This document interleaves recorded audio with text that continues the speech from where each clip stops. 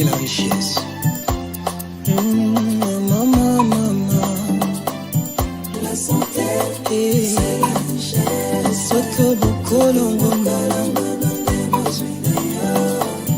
la santé, c'est la richesse. Oh maman.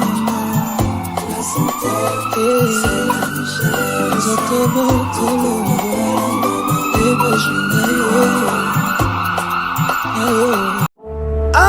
Allez, annonce du centre hospitalier Abba. Suite à une forte demande du public, le centre hospitalier Abba prolonge sa campagne médicale d'ophtalmologie pour 6 jours supplémentaires à partir du jour où vous entendez cette annonce. Ah oui, pendant 6 jours supplémentaires. Consultation gratuite, lunettes pour la vue de près, presbytie gratuite, dossier médical gratuit, tous les examens d'ophtalmologique à seulement 35 000 francs congolais. Et rappelez-vous, à Kinshasa, les problèmes oculaires les plus fréquents sont erreurs de réfraction, myopie, hypermétropie, presbytie, cataracte, première cause de cécité, glaucome, tueur silencieux des yeux, conjonctivite, yeux rouges, démangeaison, maladie oculaire liée au diabète et à l'hypertension, problème de l'enfant, strabisme, l'œil paresseux, carence en vitamine A. Venez vite au centre hospitalier Abba sur l'avenue Poids Lourd, numéro 6445 des Bonhommes, Kinshasa. Contact plus 243 82 70 30 280 plus 243 82 70 30 280. Ne manquez pas cette opportunité valable pour 6 jours supplémentaires. Voilà. Chers téléspectateurs, Balandia émission Bokono P Lubiko Ndenge Boumesanga Kolanabiso partout dans le monde. Dans 147 territoires et puis dans 26 provinces en République démocratique du Congo, Bobo Messano Bibike Oyo Eza émission Moko ya Mouniane ya santé Oyo Elobamaka Awa na République démocratique du Congo. C'est la seule émission ya santé émission Bokono Pelo Biko. C'est qu'on a profité qu'on fait Sabino Bonane Oyo premier numéro 00 ya année 2023. Boibike comme d'habitude Awa Tolobera Makambu Etali santé yangwana kombo émission ezali Bokono Pe Lobiko. Alors avant to kota na sujet topé avant de présenter bino ba invité remarquable comme d'habitude César Kitoko production tokeno na régie na lombango tokende koyoka bato yo balanda ke émission oyo ba yokaka pe ba salela kama maso o minganga balpa awa et bon tozonga na présenter invité et puis tokota na kati ya sujet na biso mokolo ya lelo Kitoko production. C'est parti.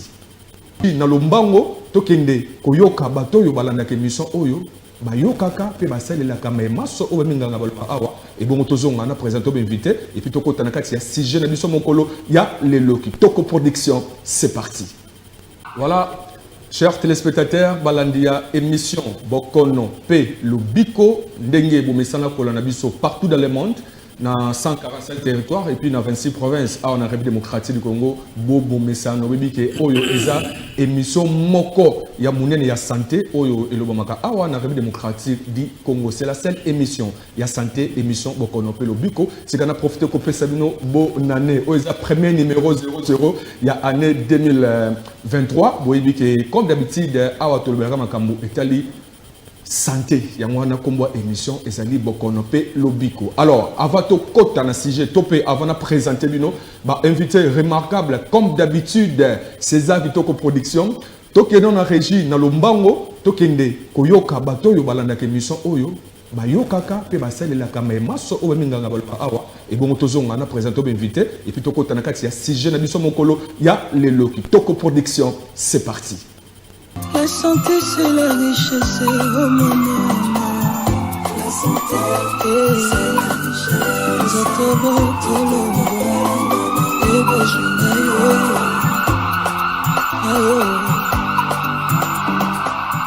Bonjour. Naye awa avec le bousseau, cancer. On est allé diabète. On est sapi, prostate. On a eu awa. Bano na ye awa. Tu vas santé comme il dit.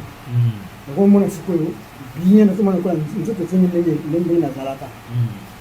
Na zalaka na mutu ka reportage. Akana bisike bele bisika batu bele batu mundu. Bisika batu mundu yo bisika batu bisika polisi. Mona tanga onyoso exact. Mais il y a place na biteli sika na kotanga. nabikeli awa nakumoni bien nakotambola bien nakotambola bisoko ndenge mpepe so batindiki ngai nakokwea funa za na mutu so azotambola po moto asivrenga asimbaka ngai misikoyo nakotambola ngai moko moko bisimba ngai te nakotambola bien nanga befere basike wana nazomona ngo lisuku nazomona ngo lisuku comme disons que malamu mpenza malamu bino bato bozalaka na kondima te bolimaka nde club de santé eza nécessaire po ngai moko nabiki na club de santé bokalangana te nde bokenda bisika ya mbilinga oyo ezanga ntina boya awa mbongo mpe aza ne cher te ajaka nde moto bongo ajaka moto bongo te. La santé c'est la richesse, oh maman. La santé c'est la richesse.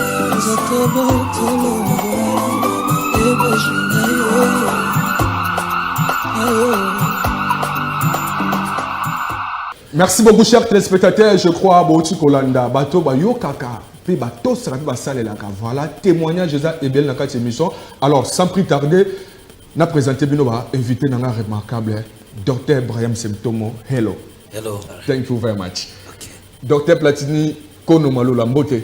Mbote papa. Merci beaucoup. Voilà, chers téléspectateurs, émission Bokonope Lobiko, eza émission Bokoza suivi na moment où on a dit que TV na banda ku maman, si quand on moussa au salawana, papa zano concentré, na dit que na ba bureau partout bozo na biso, na ba différentes chaînes ya télévision, on insiste à émission Oyo et les kakaka awana aba télévision te, nous avons différentes chaînes ya télévision Oyo émission Bokonope Lobiko et les kaka toujours on a souci ya kusunga bana mboka pour na lutter contre Bokono ya ndenge na ndenge bengaka émission Bokonope Lobiko na baminganga ona yambaka bazaba au 4 na kati ya club de santé. La santé c'est la richesse. ONG ya munene oyo ezali ko sunga ba congolais na ba congolaises, pourquoi pas étrangers au ba uta rappel libanda ba Cameroun, ba États-Unis, ba zoya ba Angleterre, ba témoigner misala bitoko sama na club de santé. La santé c'est la richesse. Toujours na avenue Poids Lourd numéro 64 45 na commune na Matete quartier de Bonhomme na district ya Moamba.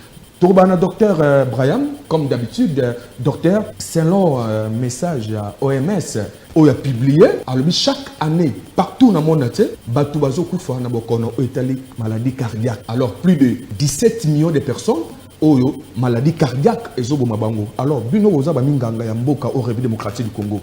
Ba recherche ni bosel pour nos solution na maladie cardiaque pour ba mboka babika. Docteur Brahim. Thank you very much. Merci beaucoup. For this question and what is happening in the world. Question oyo pe makambo ezo salama. Many people are dying Bato ebele bazokufa because of cardiac sicknesses, pona maladie cardiaque, hypertension, hypertension, and diabetes, na diabète, and AVC.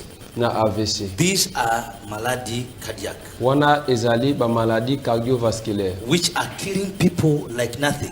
Oyo ezoboma bato ebele. When you see somebody with AVC like this, Soko moni mutu azana AVC boye. it is the same sickness, hypertension Eza même maladie wana lokola hypertension and diabetes. na diabète. If you hear that somebody slept and Soko he ke died, mutu moko alalaki pe he akufi, didn't wake up, alalaki alamuki it is te. because of those two sicknesses. Eza pona ba maladie wana mibale. If you see somebody falling on the street and is dead, Soko moni mutu akwei na nzela epe akufi. from nowhere he has not been sick, but Azalaki maladie te o akwei kaka bongo it is akufi. because of hypertension and diabetes. Eza pona hypertension na diabète. If you see somebody getting headache 2-3 days and is dead, Soko moni mutu azui mutu pasi na sima ya 2-3 jours akufi. it is because of this sickness. Eza tina ya maladie oyo. High blood pressure Hypertension and artérielle, diabetes, diabète, these are the sicknesses wana eza ba which maladie are killing people like oyo that. ezoboma bato ebele. So I'm calling on to people, everyone. Epe nazobenga bato nyonso. The reason why I may be here today, Tina oyo ngai naza awa lelo, I'm alive today, naza na bomoi lelo. because I have to heal some people from this sickness. Parce que senge nabikisa bato moko kolensima ba maladie oyo. That's the reason why I was born. Raison oyo nga na botama yango wana. So I am calling you all Nazobengisa bino nyonso. to come Boya at Club de Santé. na club de santé. La santé c'est la richesse. La santé c'est la richesse. We have a machine Toza na machine where we put water and you put your feet. And and you begin to remove the cause of the disease. You remove all the sicknesses out of your body. And then you get better. So the solution we have is the machine. Where they put their feet and every toxin, every cholesterol come out and the blood begin to circulate normal.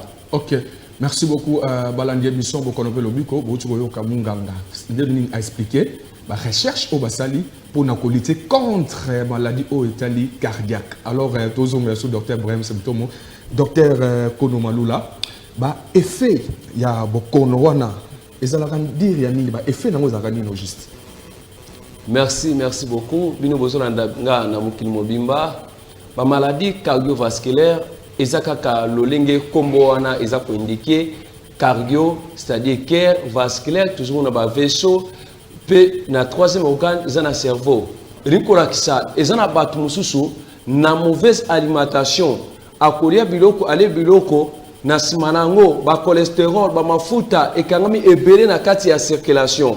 Tant que mafuta na ekangami ebele mususu ekoko créer ba caillou ekoko créer embouchement ekoko boucher veine vaisseau moins makila ekoma lisusu na kati ya cerveau ezate na moment wana cerveau lokola aliaka ba oxygène aliaka ba nutriments oyo et circulaka à travers ba vaisseau wana moyen azala nourri ekozala lisusu te okomona mutu akoki kosala crise ya AVC mususu pe eyaka nanzela oyo pression makila nanzela ya tension komata pression makila sokeleki makasi c'est-à-dire ba maladie wana manifestation nango ndenge zoka cœur ekozala toucher cœur ekoko vimba moins et fonctionner normal ezate c'est-à-dire eza ba pathologie oyo ezako ekozala même na koloba deuxième cause ya handicap na kati ya monde entier soko moni batolelo bele ba komi ba handicapé eza à cause de maladie cardiovasculaire. Ok, voilà. Merci beaucoup, docteur Kono Platini Malula. Voilà, tous les ce docteur Brahim Semtomo, mes chers téléspectateurs. Puis nous avons une émission Bokono Pelobiko partout dans le monde. Nous avons été dans 4 clubs de santé. Babiki Sakabo Bokono, le col AVC, SIDA, maladie autobengaka ya sucre, na maladie ya mungo autobengaka tension. Alors, docteur Brahim Semtomo, bato baza ba victime ya Bokono wana lokwa Bokono lokwa to bana le Bokono ko ya tension. Qui signe ne sengeli ba mela, bile ni ne sengeli ba lia. Bilo no ba ko lia bile ya critère nini? I'll try to speak in Lingala.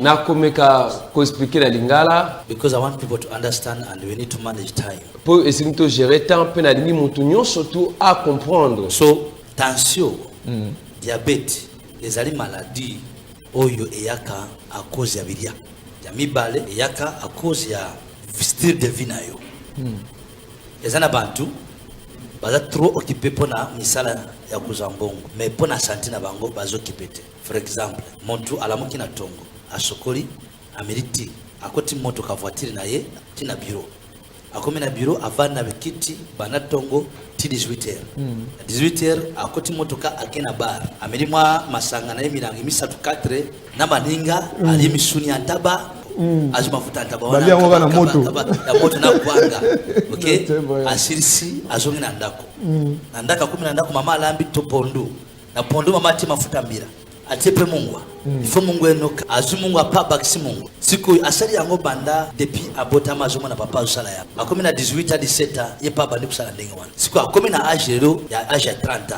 a développer azotoka mingi azoyebate azokamisa usala ipass azoka kingo pass aza ameriki sa paracetamol moto pass zosirate mise zomo na flu azo continuer ku vivre na même vie monta ndenge wana alinga te il faut maladie ya tension so kazo tension te akuza diabète.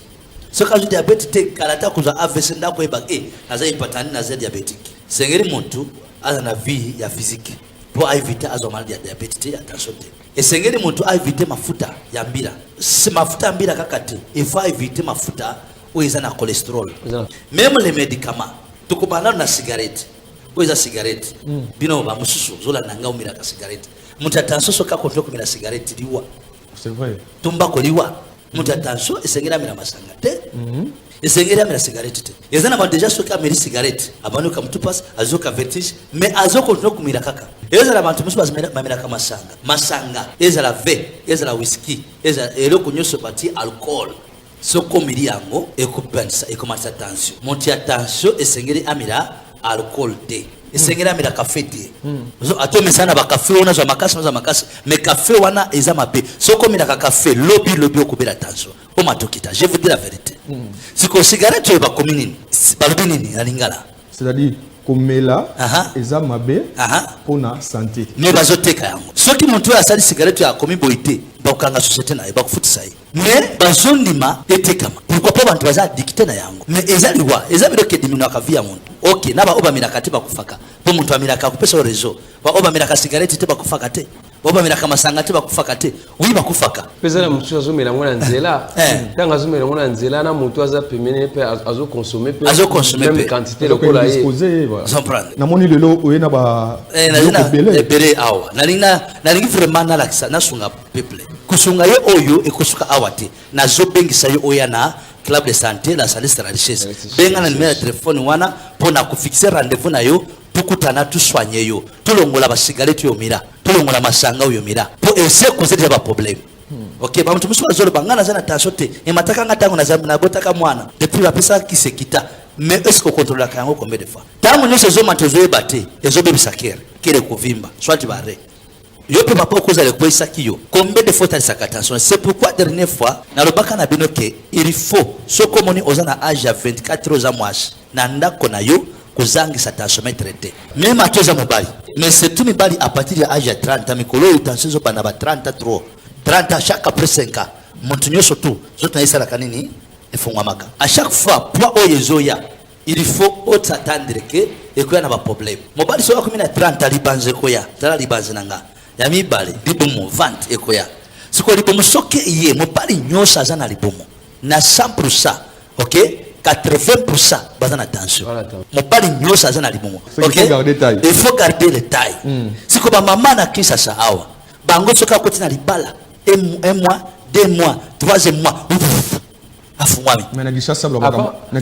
avant même akuta na libala ezana ba produit mikolo yo bazoki ni komela pour garder taille o ba produit wana ngazomela au fur et à mesure protéine azoya munene et ko sala que tension pesa la nini et mata ba produit wana zo parce que dozo ba sa ba graisse wana mafuta izo mata ebele cholestérol wana izo empêcher circulation maculaire ça la malamu bazobenga kutu vitamine mais za vitamine T eza ba protéine za nini protéine za mafuta siko mafuta wana chaque fois zo ya likolo ya baseruru ezo comme étouffé ce que je te fais olingolinga te okoma na tension moi c'est normal na âge à 25 ans il faut zala na 50 55 65 kilos mokomona mwana mwasi ya vinaza mwana mwako na yambaki au azana na yambaka na hôpital azana âge à 23 ans azana 120 kilos obésité siko fungwa mko munene awa nakini bazolo ba o mwasi ya libala ifaza la mwasi munene mwasi détail maintenant nazale ko lo bapona notice bakisi tomeraka mama papa ozola nanga ndako ezala yo mwana ozola nangai papa azate mama azate sadira bangwe information oyo avomira kisi talaka notice ozomira kisi chaque jour chaque oleba conséquence nini beaucoup d'Africains bazana habitude ya kutanga te nzoka awa na kisi bakomi boy nazo lingo tanga yo moko tanga awa voir oral. C'est qui sont il faut lire la notice avant l'utilisation. Lire la notice avant l'utilisation. Les fabricateurs, les producteurs. Alobina est très bien ici. Que avant que ozwa kisi na ye, il faut d'abord otanga. Ce qui me dit ça comme le kisi, OK nandako, obini kisi et ça une réaction à ma paix. Ozongi na hôpital, oyebisi docteur nazo kende kufunda yo. Poko meninga kisi ya mabe docteur akolba mama na komera ko kisi wapi pake yake omemisi pake ya kisi bimisa papeza na kati balobi nini wana balobi tanga ava o utiliser est otanga ki mina tanga kite docteur alobisi ko wana etaliyo etali ngate OK docteur mina kata likambo otikali mo ko sofire kisi oza na befe na papier oyo batiye je mama mwana bimisa papier oyo eza na eloko bengi effet secondaire eza trop dangereux parce que ezo bakisa maladie mususu na kati ya nzoto nazo ndenge mozomo na ngwana TV siko papier oyo bakomi mais bakisi nyoso za na effet secondaire na yango soki omeri yango po esunga na maladie ya tension ekovimbisa makolo et qu'on peut se picotima mais on joue picotima de plus on met la kisi balobike et qu'on peut se insomnie au cola la tête zoka soki olalite ozana tension olalite tension salini et mati moto tension senga sala nini alala mais kisi ozomela ezana effet secondaire que soko meri yango kolala te sikoyo na sima nango bakubakisiro kisi mususu ya pongi kisi mususu na bakomike soki aza mobali epesa ke faiblesse sexuelle même tension pesa la faiblesse sexuelle maintenant kisi ozomela yango pesa la faiblesse sexuelle balobike kisi wana epesa ka bat palpitation de cœur mais depuis omela kisi wana avant milango zaki na tension ezopesa motima maintenant kisi yango ezopesa motima balobi kisi oyo ezokende komatisa calcium ekokoma ebele na effet secondaire mais si côté calcium ekokoma ebele yebisanga okoma na problème ya hypocalcémia yango pesa malade siko nde wana docteur ko batete nenge calcium ekokoma ebele il faut que tukata kiso tu changer tu peux essayer kiso ekobloquer calcium ba pesa oyo ekobloquer calcium molécule ekobloquer calcium donc ba pesa molécule ekobloquer calcium après au comment on a l'articulation commence à la passe mais quoi commence à la passe pourquoi calcium est comme insuffisant c'est qu'on a aucun problème sur ce rhumatisme arthrose rhumatoïde facteur rhumatoïde comata aucune maladie mususu c'est qu'on doit avoir comme tout changer c'est que tu peux ça y est qui soit ekolongola ba nini ba mamai asuba mingi on me dit ango osubi tango zomela kiswana plasma na makire ko diminuer dans plasma ko diminuer ba sonna ko comme déshydraté c'est comme déshydraté on ko comme un problème ya augmentation ya globine rouge so globine rouge est augmentée on commence qu'on a risque ya AVC accident vasculaire cérébral pour makire ko bana kupagire siko na ba ko ba siko awa il faut tout kata siko tu peux ça y est qui so yeko comme ça makira mai bazu kisi wana ba pesio pour makire ko manini mai siko okomi kumira chaque kisi ozomira déjà na ba problème na yango na zobenga bino soki omiri ba kisi banda tango molai yaka na club de santé tokotie na kati ya machine et bandi kubimisa ba kisi wana basalite ba toxine parce que toutes choses là les effets c'est la cause de toxicité des médicaments. OK c'est comme soko na club de santé tu tiens na kati ya machine to bandi kolongola basalite wana tangi okobima même mafuta oyo c'est cholestérol les excès ekobima okomona makire bandi sakire normal mais ceux qui déjà kere na ezana problème nous na club de santé tu as la solution ya kusanya maladie wana ozana mwana zana asthme humeri tu sari recherche na biso na 4 domaines ya ba maladie oyo ezali ko déranger ba ozala base ya to ya mortalité ouais. Tension diabète rhumatisme asthme et prostate prostate yango peut c'est ça qui yango 5 maladies soki ozana ba maladie wana yaka ebere bazolo bana bango ke azali na malaria mais ça malaria te attention siko yo tuzali wana à partir de 4h na 20h ezali malamu obenga na numéro za affiché wana pour fixer rendez-vous atoko ya et mois plus tard benga déjà au fixer rendez-vous na yo mukolo oyo okoya ezali kambola mbongo te onazana mbongo te négligence c'est trop. Voilà, merci beaucoup chers téléspectateurs. Je crois que nous avons tikele ngonga na kosenga na César tozonga na régie tozo batoyo obayo kaka enseignement oyo bama ana deminganga à part bango tozo lisusu bato oyo ba posa ki ba question na bango par rapport à maladie oya cardiaque oyo à la base ya to ya mortalité partout dans le monde et bon tozo docteur Brian et puis dans docteur Kono Platine Maoula. César Kitoko Production, c'est parti.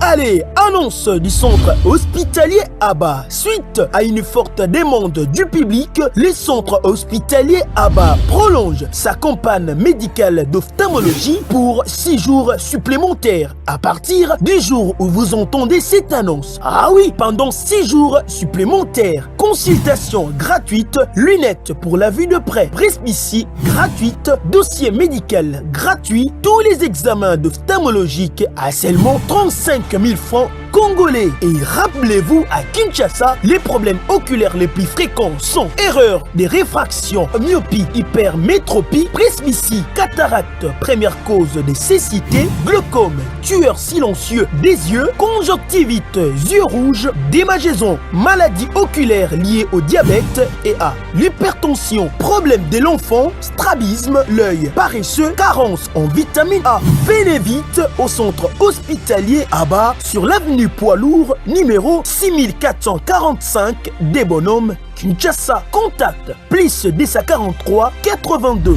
70 30 280 plus 243 82 70 30 280. Ne manquez pas cette opportunité valable pour 6 jours supplémentaires. Je te révèle qu'il y avait ces hommes, Batambongo, Yamikolo, mais au moins un minute sur AVC, moi, il y a 10 ans, 12 ans à AVC. Tu vois, comme AVC, en tout cas, il faut que l'équipe est mince. Tous les gens formant l'équipe trop, dans le Congo, na biso.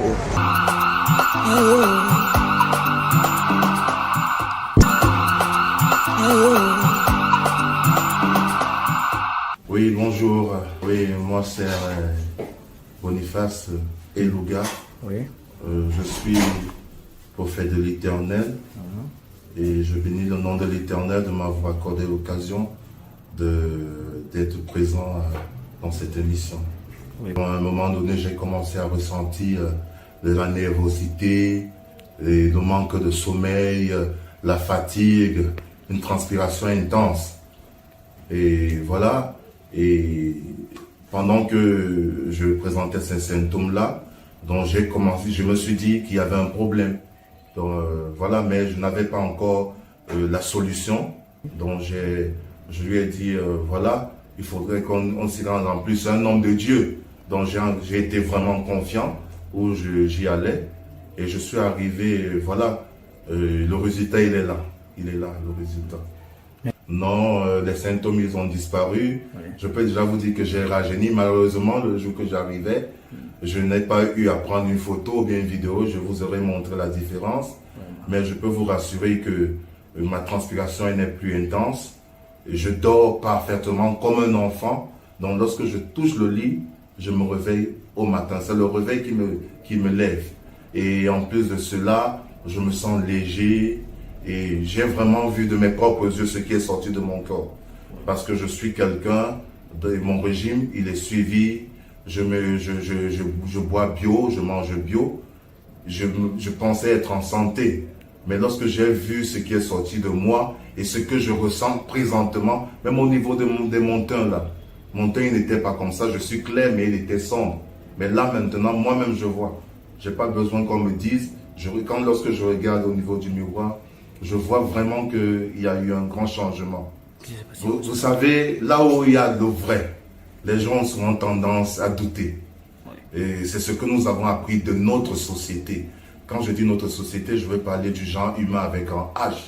Mais je veux dire à ceux qui croient encore qu'il y a une médecine simplifiée, une médecine à moindre coût, qu'il y a de l'espoir. Il y a de l'espoir de retrouver son bien-être. Il y a de l'espoir de retrouver sa santé. Il y a de l'espoir pour harmoniser sa vie de famille. Vous savez, beaucoup de choses ont changé. J'étais tendu, madame était tendue. Et il n'y a pas... La spiritualité est essentielle pour nous en tant que serviteurs, mais tout ne se règle pas seulement avec la spiritualité.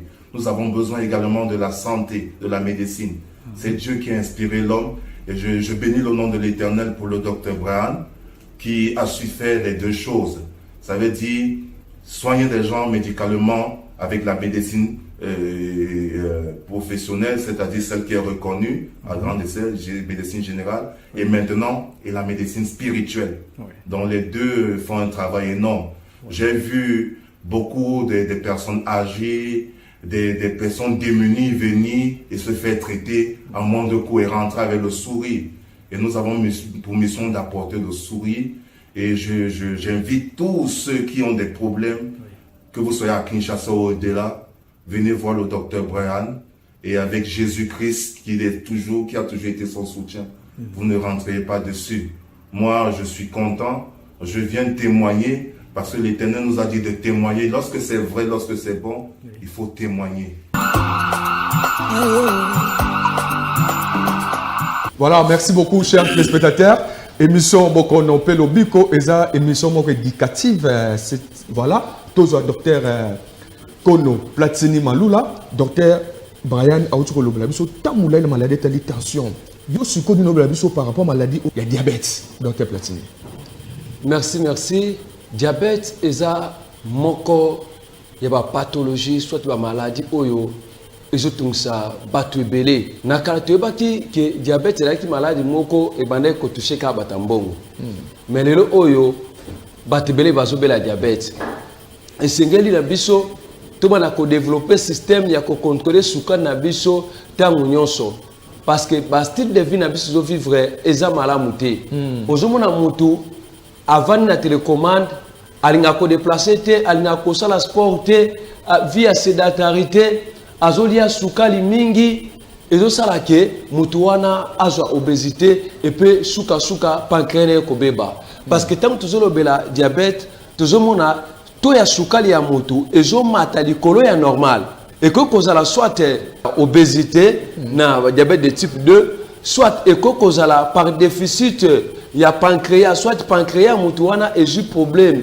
wana ba kai ba diabète ya type 1 c'est-à-dire diabète eza malade oyo okoko sakana na ngote eza malade okoko bomayo eza malade okoko peso même AVC bato bakansaka ki AVC ezala kaka pour la tension non même maladie ya diabète ekoko memelo yo AVC maladie ya diabète ekoko sala ke soki est développé et ke mulai ekoko sala ke bakate o même lokolo ezana mutu musuzo mona ozo suba kaka mingi okomi kotoka mungongo ezokauka ozo comprendre te ozo comprendre te eza nini misu ekomi molili yo zawana ovandi kaka na ndako nazo singa na bato lolenge wana boya na club de santé la santé c'est la richesse awa toujours traiter toujours pesa solution na maladie lokola ya diabète nayebi que partout bozo kende bazo tubola binoka batonga mais solution à diabète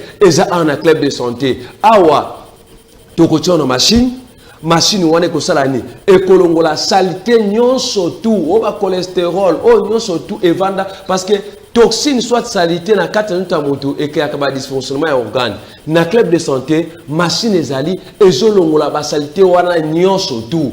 À part ça, dans le club de santé, tout ça na supplément alimentaire, tout ça na produit naturel. Autre que pesa yo et que booster même pancréas na yo, a ko kalisu ko produit insuline normalement. Voilà. Na so beng ça, batu nyonso so landanga. Ezalo za mobola. Ezala oza mukonzi. Ozala na mbongo te yaka biso toza awa lokola ba expert na domaine ya santé to kotalisa yo ni lokoy ko sala peut oza solution na problème de la santé. Voilà. Merci beaucoup chers téléspectateurs.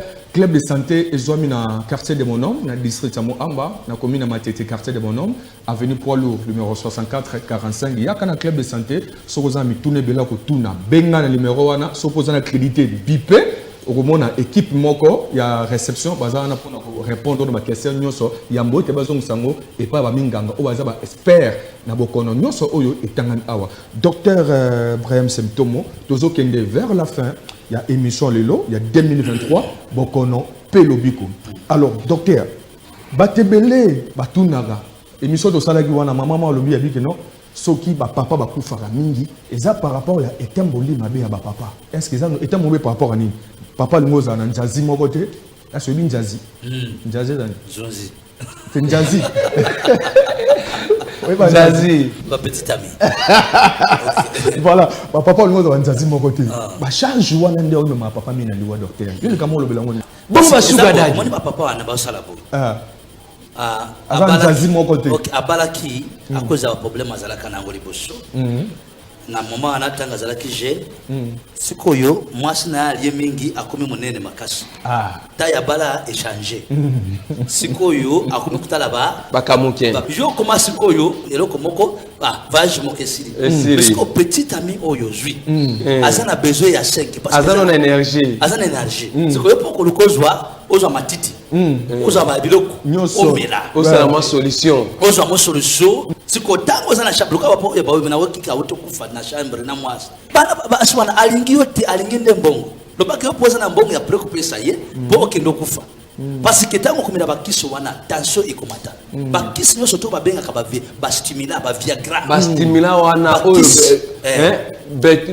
ebuka babeto babirin bakisi wana nyoso tu epesaka tension sikoyo bakisi wana ti mokolekolo ngwana nzoto na linda kobika tension wana soki elongo te kocontinue toujours kokoze baproblème ok eloko docteur Platini alobi mpona maladi ya sukali bantu bazonibeta batonga chaque jour mais nanu asala même examen te ya koyeba pourcentage ya insuline aza nango na makila ntango mosu pancréas eza na problème te ozo comprendre mais ozozwa il faut ndo yeba eloko nini ezali kokoze maladi oyo ya sukali nazala nango examen ya insuline na examen ya cholesterol soki insuline ezali mais mafuta ezebele tulongoli mafuta wana tango mafuta wana ekolongwa insuline ebandi kusala mosala bandi ya sukali esili c'est ça nde phénomène tozosala mais bantu ebele na mboka oyo bandi makate surtout bantu baza na mbongo bandi makate makambo tulo bantu balobaka no baza basharlata bazoluka nde mbongo mais nazoyebisa yo ozokufa pamba biso ozomona lokola basharlata nous sommes avec la solution moya lukaka mbongo te toza na solution yo po lukaka pe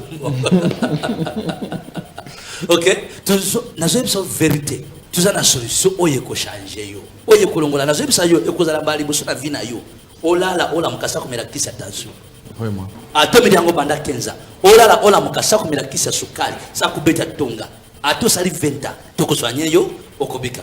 Voilà, chers téléspectateurs, émission Bokono Pe Lobiko. Tokomina Suka, je crois, ba deninganga malamu docteur Kono Platini Malula denini ayano libino makambo o etali secret botuko yoka docteur Braham symptôme a lobé libino makambo o etali tension ndenini muto tension pour vivre pendant longtemps awana mokili. Alors yaka na club de santé botuko yoka ba témoignage baninga botuko yoka mituna batwa tuni club de santé ezalaka ka moko en Afrique prophète Kinshasa na avenue Poids Lourd na quartier des Bonhommes na commune Matete numéro 6445 arrêt station Shell. Tout dans le club de santé et ça na kati ya concession ya église parlement céleste yo ozana maluku yaka na Lubumbashi club de santé de la richesse ezali yo oza musika soko sani unité bipé na numéro wana okomo na service ya réception ezala wana pona ko yanolo ko peso adresse alors to silisi to komuna suka to kokutana mikolo ezali ko ya poto sala deuxième numéro ya Bokono Pe Lobiko ya année 2023. To pesi un grand merci na maman Epi Symptomo, maman prophétesse pour la émission Omakasi et puis un grand merci na docteur Siloé. Un grand merci aussi na madame Fanny Ekonde Mukarame azali ko fêter mbotama na ye mokola lelo docteur Brahim Symptomo a souhaité yo mbotama elamu madame Fanny Ekonde Mukarame. Longue vie. Abi yo souhaité Maman Fanny. Et Maman Fanny n'a souhaité yo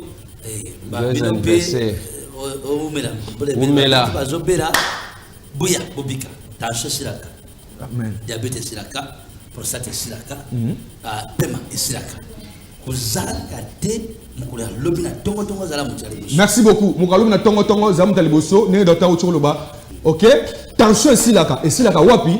Awa na club de santé, la santé c'est la richesse. Bipé quand numéro wana de Ogoya na 6h bakangaka na 20h. Et voilà, machine eza wana na disposition ya moto nyonso. Merci beaucoup et c'est ça docteur Brahim Symptomo. Soki na bongisi kazaka nanga malamu na kila fuenge nanga. Malamu engaka koloba ete club de santé, la santé c'est la richesse, émission Bokono Pe Lobiko, Tokomi na Suka. Merci beaucoup na César Kuna na régie centrale, merci beaucoup na Olivier Malanda, merci beaucoup na docteur Siloé. Merci beaucoup, tous en arrêté maman Faya. Merci. Botika Malam. Merci. Club de santé, la santé c'est la richesse. Maman, la santé c'est la richesse. Soto Bokolo. La santé c'est la richesse, oh maman. La santé c'est la richesse. Soto Bokolo.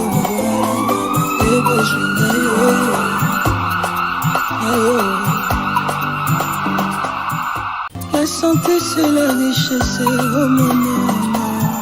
La santé c'est la richesse. Soto Bokolo.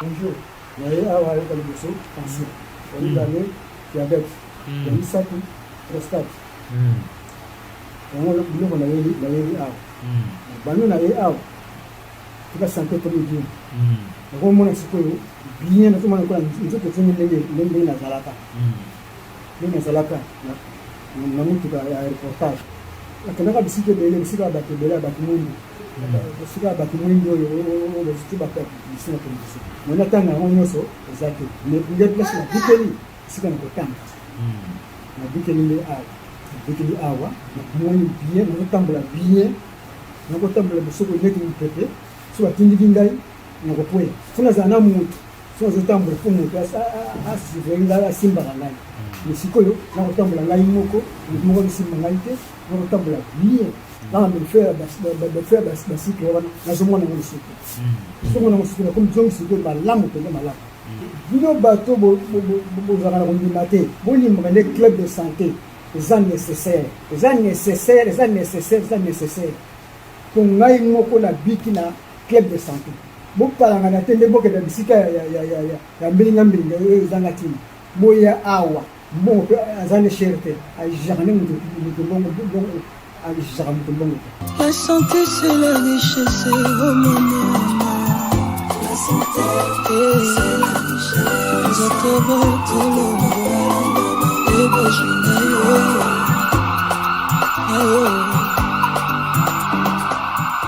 Merci beaucoup, chers téléspectateurs. Je crois à Bouti Kolanda, Bato Bayo Kaka, puis Bato Serapi Basale Laka. Voilà, témoignage de Ebel dans cette émission. Alors, sans plus tarder, nous avons présenté Binoba, invité dans un remarquable Dr. Brahim Semtomo. Hello. Hello. Thank you very much. Okay. Dr. Platini Konomalo Lambote. Mbote, papa. Merci beaucoup. Voilà, chers téléspectateurs, émission Bokonope Lobiko, eza émission Rosa suivi na moment où on a dit que TV na banda ku maman, si quand on moussa yo salawana, papa zano concentré, il a dit que na ba bureau partout besoin na biso, na ba différentes chaînes ya télévision, on insiste ka émission Oyo et les kakaka awana aba télévision te, nous avons différentes chaînes ya télévision Oyo émission Bokonope Lobiko et les kaka toujours na souci ya kusunga bana mboka pour na lutter contre Bokono ya ndenge na ndenge bengaka émission Bokonope Lobiko na baminganga ona yambaka bazaba au 4 na kati ya club de santé. La santé c'est la richesse. ONG amunene oyo ezali ko sunga ba congolais na ba congolaise, pourquoi pas étrangers au ba uta rappel libanda ba Cameroun, ba États-Unis, ba zoya ba Angleterre, ba zoya ba témoigner misala bitoko sema na club de santé. La santé c'est la richesse. Toujours na avenue Poids Lourd numéro 64 45 na commune na Matete quartier de Bonhomme na district ya Moamba. Tourbana docteur Brahim, comme d'habitude, docteur, selon message à OMS, on a publié, alors chaque année, partout dans le monde, Batoubazo Koufa na bokono maladie cardiaque. Alors plus de 17 millions de personnes ont maladie cardiaque et zobomabango. Alors bino oza ba minganga ya mboka au République démocratique du Congo. Ba recherche ni bosel pour nos solution na maladie cardiaque pour ba mboka babika. Docteur Brahim. Thank you very much. Merci beaucoup. For this question and what is happening in the world. Question Oyo, pe makambo ezo salama. Many people are dying Batebele bazo kufa because of cardiac sicknesses. Pour la maladie cardiaque, Hypertension hypertension, and diabetes na diabète, and AVC. na AVC. These are malady cardiac, Wana ezali ba maladie cardiovasculaire. which are killing people like nothing.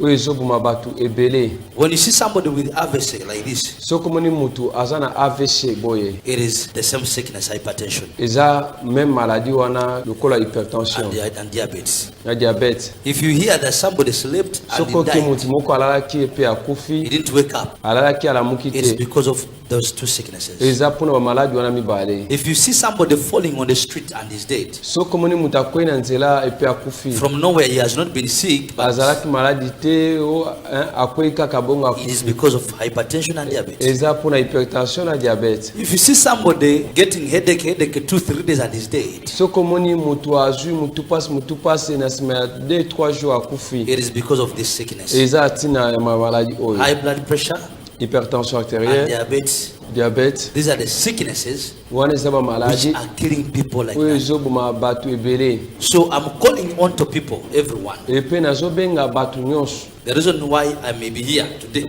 Tina oyo ngai naza awa lelo, I'm alive today, naza na bomoi lelo. because I have to heal some people from this sickness. Parce que c'est un big sabat moko kolesema maladie oyo. That's the reason why I was born. Raison oyo nga na botama yangwana. So I am calling you all to come Boya at Club de Santé. La club de santé. La santé c'est la richesse. La santé c'est la richesse. We have a machine. Tuzana machine. Where we put water. And you put your feet. And you begin to remove the cause of the disease. You remove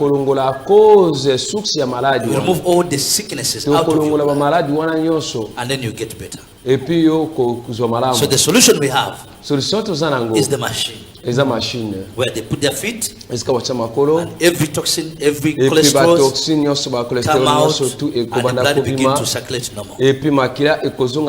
normal. Ok, merci beaucoup Balandier Mission Bokonope Lobiko, Botugoyo Kamunganga.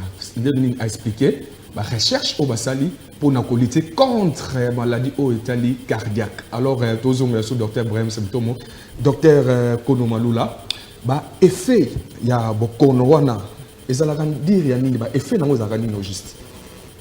Merci beaucoup. Bino bozolanda nga na mukili mobimba, ba maladie cardiovasculaire ezaka lolenge kombo wana ezako indiqué cardio, c'est-à-dire cœur vasculaire, toujours na ba vaisseau pe na troisième organe ezana cerveau. Rikola kisa ezana batu mususu na mauvaise alimentation akolia biloko ale biloko na simanango ba cholestérol ba mafuta ekangami ebele na kati ya circulation.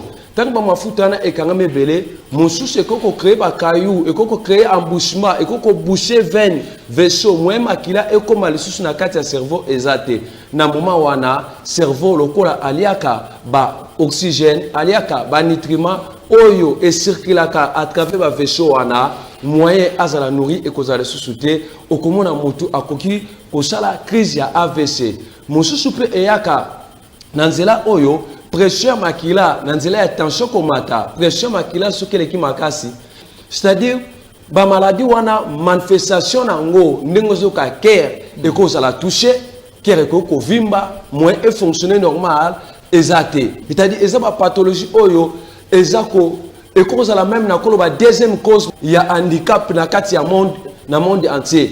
Soko moni batolelo bele ba komi ba handicapé eza à cause de la maladie cardiovasculaire. Ok, voilà. Merci beaucoup, docteur Kono Platini Malula. Voilà, tous les sur docteur Brahim Semtomo, mes chers téléspectateurs. Puis nous avons une émission Bokono Pelobiko partout dans le monde. Nous avons été dans 4 clubs de santé.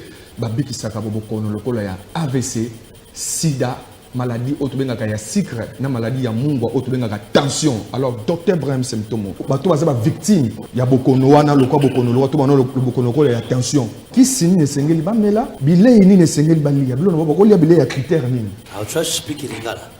Na komeka ko expliquer la Lingala because I want people to understand and we need to manage time. Pour essayer de gérer temps pe na lingi mutu surtout à comprendre. So, tension, diabète, ezali maladie oyo eyaka a cause ya bilia ya mibale eyaka a cause ya style de vie na yo ezana bantu baza trop occupé pona misala ya kuzambongo mais pona santé na bango bazo occupé.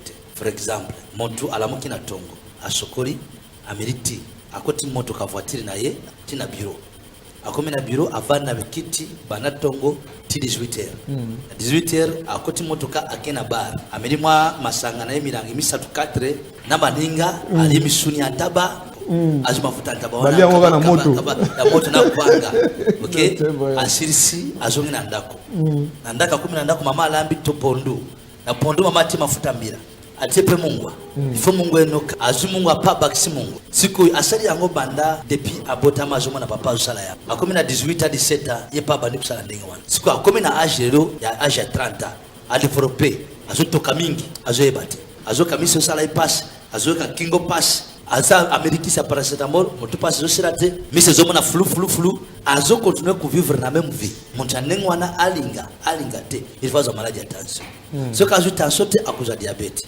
Ce cas de diabète, c'est kalata kuza AVC ndako eba aza ipatani na za diabétique. Sengeri muntu aza na vie ya physique.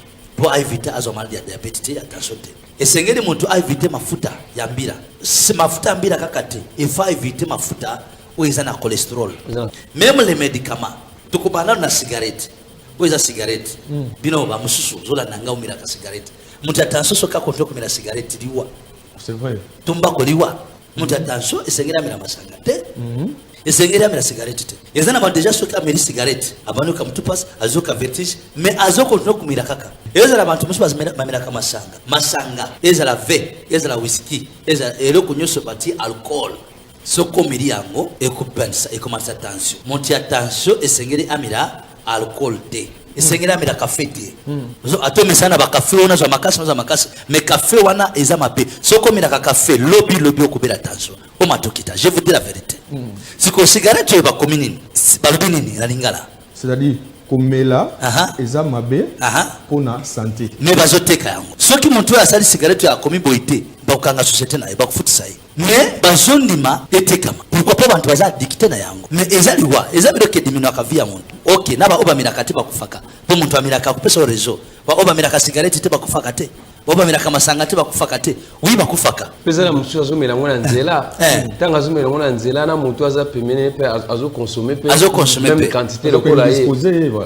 Na moni lelo oyena ba bere awa. Nalingi vraiment na lakisa na sunga peuple. Kusunga yo oyo ekosuka awate. Na zobengisa yo oya na club de santé la santé c'est la richesse. Benga na numéro de téléphone wana pona ku fixer rendez-vous na yo tukutana tu soigner yo. Tulongola ba cigarette yo mira. Tulongola masanga yo mira. Po essayer causer des problèmes. OK, ba mtu musu bazolo bangana zana tension te. E mataka ngatango na zambu na botaka mwana. Depuis la pesa qui se quitta. Mais est-ce qu'on contrôle la kango combien de fois? Tango nyo sezo matezo ebate, ezo bebisa kere kuvimba. Soit bare. Yo pe papa koza le kwesa kiyo. Combien de fois t'as sa attention? C'est pourquoi dernière fois na lobaka na bino ke il faut soko moni ozana âge à 24 ans mwashi. Na ndako na yo kuzangisa attention traité. Même atoza mobali. Mais c'est tout mibali à partir de âge à 30 ans mikolo yo tension zo bana ba 30 trop. 30 chaque après 5 ans. Montunyo surtout, zote na isa la kanini efungwa maka. À chaque fois poids oyezoya il faut s'attendre que et qu'il y a un problème. Mobali so comme na 30 libanze koya, tala libanze nanga.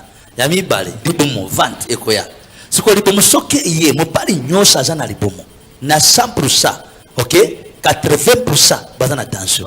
Mobali nyosa zana libomo. OK? Il faut garder le taille. Siko ba maman na kisa sa awa. Bango soka kotina libala. Un mois, 2 mois, 3e mois. Avant même akuta na libala ezana ba produit mikolo yo bazo ke nikomela pour garder taille.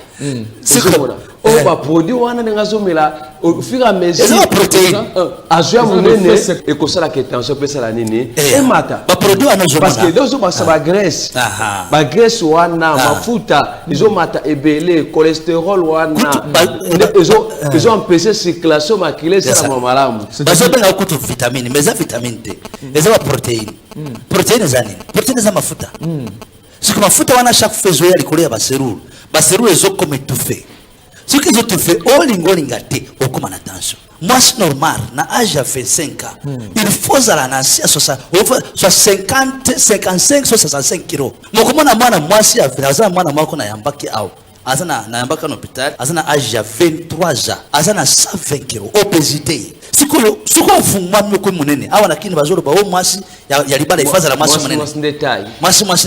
maintenant, nazaleko ba pona notice ba kisto miraka. Mama papa ozola nanga ndako. Ezala yo mwana ozola nangai papa azate mama azate. Zira bangwe information oyo. Avomira kisi talaka notice. Ozomira kisi chaque jour. Chaque oyeba conséquence nini? Beaucoup d'Africains bazana habitude ya kutanga te. Nzoka awa na kisi bakomi boy. Nazo ndingo tanga yo moko. Tanga awa voir oral. Voix orale. C'est qui il faut lire la notice avant l'utilisation. Lire la notice avant l'utilisation. Les fabricateurs, les producteurs. Alobina est très bien ici. Que avant que ozwa kisi na ye, il faut d'abord otanga. Ce qui me dit ça comme le kisi, ok nandako, obini kisi, et ça une réaction à ma paix. Ozongi na hôpital, oyebisi docteur nazo ke kufunda yo. Poko meninga kisa mabe. Docteur akolba mama, na komera ko kisi. Wapi pake yake? Omemisi pake ya kisi. Bebisa papeza na kati. Balobi nini wana? Balobi tanga ava o utiliser. Est-ce otanga ki? Mina tanga kite. Docteur alobisi ko wana etaliyo. Etali ngate. OK, docteur mina kata likambo. Otikali mo ko sofire. Kisi oza na befe na papier o batiye. Dieu maman moi na bimisa papier oyo ezana eloko bengi effet secondaire eza trop dangereux parce que ezo bakisa maladie mususu na kati ya nzoto nazo ndenge mozomona ngwa na TV siko papier oyo bakomi mais bakisi nyonso eza na effet secondaire na yango soki omeri yango po esunga na maladie ya tension ekovumbisa yo makolo ekopesa ba picotima mais ozoka ba picotima depuis ozomela kisi balobike ekopesa yo insomnie okulala te nzoka soki olalite ozana tension olalite tension sali nini emati moto ya tension senga sala nini alala mais kisi ozomela ezana effet secondaire que soko meri yango okulala te sikoyo na sima nango bakubakisiro kisi mususu ya pongi kisi mususu wana bakomike soki aza mobali epesa ke faiblesse sexuelle même tension pesa la faiblesse sexuelle maintenant kisi ozomela yango pesa la faiblesse sexuelle balobike kisi wana epesaka palpitation de cœur mais depuis omela kisi wana avant milango ezalaki na tension ezobetisa motima maintenant kisi yango ezobetisa motima balobike kisi oyo ezokende komatisa calcium ekokoma ebele na effet secondaire mais si kota calcium ekokoma ebele yebisanga okoma na problème ya hypocalcémia yango pesa malade siko nde wana docteur ko batete nenge calcium ekoma ebele il faut que tukata kiso tu changer tu peux essayer kiso ekobloquer calcium ba kupesa oyo ekobloquer calcium molécule ekobloquer calcium donc kupesa molécule ekobloquer calcium après okomona boy barticulation commence la passe mais quoi commence la passe pourquoi calcium est comme insuffisant siko wana okomena na problème sur rhumatisme arthrose rhumatoïde facteur rhumatoïde komata okomena maladie mususu siko ndo wana wakoba nene tu changer siko tu pesa yeye kiso ekolongola ba nini ba mamai asuba mingi omedi yango osubi tango zomela kiso wana plasma na makire ko diminuer dans plasma ko diminuer baso na ekokoma déshydraté c'est comme déshydraté te okokoma na problème ya augmentation ya globine rouge so globine rouge est augmentée okomesi ko na risque ya AVC accident vasculaire cérébral pour makire ko bana kupagire siko wana wakoba siko awa il faut tukata siko tu peux essayer kiso yeko komesa makira mai bazu kiso wana ba pesio pour makire ko manini mai siko okomi kumira chaque kisi ozomira ezana ba problème na yango na zobenga bino soki omiri ba kisi banda tango molai yaka na club de santé tokotie na kati ya machine et bandi kubimisa ba kisi wana basalité ba toxine parce que toutes choses là les effets c'est la cause de toxicité des médicaments. OK? C'est comme si on a un club de santé, tu fais une carte de machine, tu bandis que l'on a la salité wana. La salité wana tangi ekobima. Même mafuta o les excès, cholestérol les excès ekobima. Au comment on a marqué bando c'est normal, mais ceux qui déjà qui ont un problème, nous, na club de santé, nous avons une solution. Ya kusoigner maladie wana. Ozana mwana zana asthme umeri, tout ça recherche na biso na 4 domaines. Il y a des maladies oyo ezali ko déranger ba. Oza la base ya taux ya mortalité. Mortalité. Ouais. Tension, diabète, rhumatisme, asthme et prostate. Prostate yango peut c'est ça qui yango. 5 maladies. Soki oza na ba maladie wana yaka. Ebere bazolo bana bango ke azali na malaria. Mais ça malaria te attention.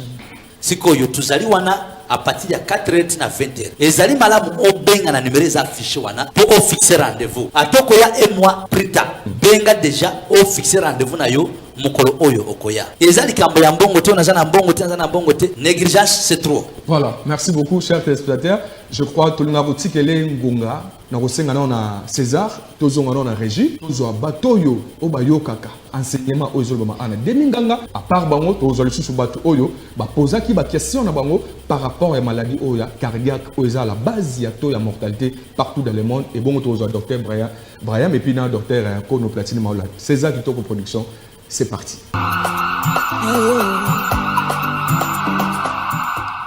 Je te révèle qu'il y avait ces hommes batambongo, il y a Mikolo, mais au moins la minute sur AVC, moi, il y a 10 ans, 12 ans à AVC. Tu vois, comme AVC, en tout cas, ma vie fait l'équipe est mince. Toujours il y a formé l'équipe trop, dans le Congo, na biso.